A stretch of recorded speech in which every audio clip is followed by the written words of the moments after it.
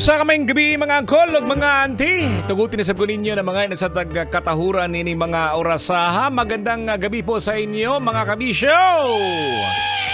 Hello po sa ating mga pamangkin na nakatutoy. Ayan, hello ni Ma'am Ellen. Ayan, ingat po sa pag-uwi, no? And of course, no, welcome na naman po sa ating programa. Ayan, Tutoy na Love. Ayan, gabi-gabi po yan, no? Lunes hanggang Biyernes po, 9 p.m. hanggang 12 midnight. Ako po ang inyong kasama, ang inyong angkol, Totoy. Totoy ba to? Ayan, it's a long weekend. Long weekend yan kapag nakapag-leave ka ngayon, hindi ka pumasok ngayon. Nagdadahilan, no? Oo, pero sa mga may pasok, ayan, sandwich po ang inyong pasok. Kasi bukas, wala pong pasok bukas, ha? Holiday, araw ng kagitingan. Of course, no, next day naman na Pizza Gis, yan po ay Idil Fitr. So wala pong pasok ang dalawang araw, no? At good to know kasi halos lahat po ng ating mga mag-aaral ngayong araw na to asynchronous. So walang pasok face-to-face, online siguro. Yawards, no? Shoutout po sa mga wala pong pasok pero ikaw naman, gabi-gabi naman yung pasok ko. Kagaya ni Totoy Bato, gabi-gabi pumapasok. Masarap naman pumasok, di ba? Lalong-lalo na kapag nakatutoy. Check attendance. Nakatutoy na ba? Sa ating mga pamangkin dyan, mga kabisyo. Ayan, at of course, pasok na yan si Uncle at saka si Auntie. Ayan, kailangan pa bang i-memorize yan? Basic. Ganitong oras, nakatutoy. Ayan, at sa gabing ito po mga kabisyo, no, pag-uusapan po natin ito. Kasi isang mahalagang bagay kapag wala ka nito, lalong-lalo na pag yung gabi mo, katatapos lang ng trabaho mo, syempre, gabi kailangan kang magpahinga, di ba? So, kailangan mong hanapin ito. Antok. Antok ha? Kanang giduka-duka ba? Sa Bisaya pa. Pero pag may pasok ka naman, pag gabi naman mga kabisyo, dapat yung antok mo naman nasa lugar. Kinabukasan na yung antok mo. Antok ka ng antok dyan, may pasok ka. Lucy, yun ako na yung mong kigol. Alam mo mga kabisyo, no? Ang antok ay isang mahalagang bahagi ng ating pang-araw-araw na buhay at siyempre kalusugan, no? At narito ang nakikita ko na isa sa mga kahalagahan po ng antok, no?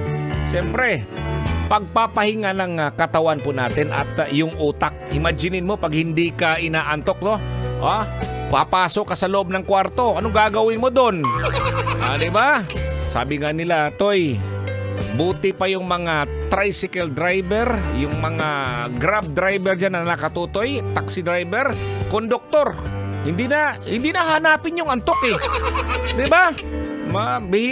Bihirang ganun ka mga kabisyo. Imnan lang na siyang uskagalon nga tuba. Wala na, inaantok na, diba? Pero alam mo mga kabisyo, yung mga may posisyon po, no? May posisyon po sa kumpanya, yung mga presidente, mga vice-presidente, mga matataas sa posisyon. Nako, ang hirap hanapin po ng antok niyan. Hindi yan makakatulog mga kabisyo na nakahiga. Usually dyan nakaupo yan sa rocking chair, nagbabasa ng newspaper nung araw. Pero pa bang nagbabasa ng newspaper ngayon? Nagsi-cellphone siguro, no? Totoo po yan mga kabisyo. Kaya pag-uusapan po natin itong antok na ito. At tama din kasi may pinost po ako sa aking fan page, no, sa Totoy Bato Official. Or hanapin nyo na lang Totoy Bato Love Radio Manila. Ang nakalagay po doon, mga bagay na maaari mong gawin kapag dilat pa ang mga mata mo at hindi ka pa inaantok. Nung araw mga kabisyo, para antukin si uncle o kaya si ante, ha? Makinig ka mga pamangkin, ha? Yung mga nung araw po, yung sinabi ko nga kanina, nagbabasa ng dyaryo. Oo, kaya naman nagbabasa ng magasin, Bisaya nga magasin. O kaya nagbabasa ng comics, yung may niknok. Naalala mo ba yan? Oo, yun nung araw, no? Pero ngayon, ewan ko lang, no? Kaya may pinost po ako. Ayan, lagyan nyo na lang sa komento nyo po. At tingnan natin, babasahin po natin yan sa ating programa, Tutoy na Love. Mga bagay na maaari mong gawin kapag dilat pa ang mga mata mo at hindi ka pa inaantok. Ako pa rin ang inyong kasama. Ako po ang inyong Uncle Totoy. Totoy Bato, Yawardzo. At dito lang po yan sa programang Tutoy na Love sa 90.7 Love Radio.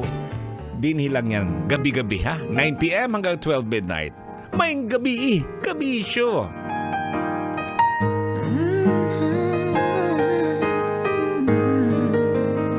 Kailangan pa bang i-memorize yan?